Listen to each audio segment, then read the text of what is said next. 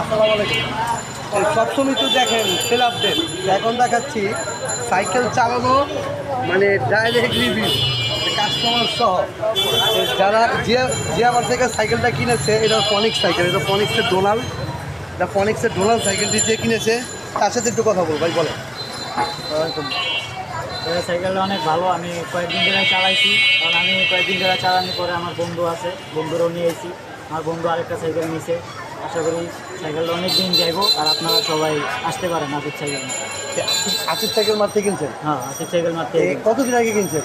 আর 1-2 সপ্তাহ আগে কিনছি। 2 সপ্তাহ আগে কিনছেন। সাইকেলটা কি মানে যেভাবে কথা ছিল সেভাবে পাইছেন? হ্যাঁ, সেভাবে।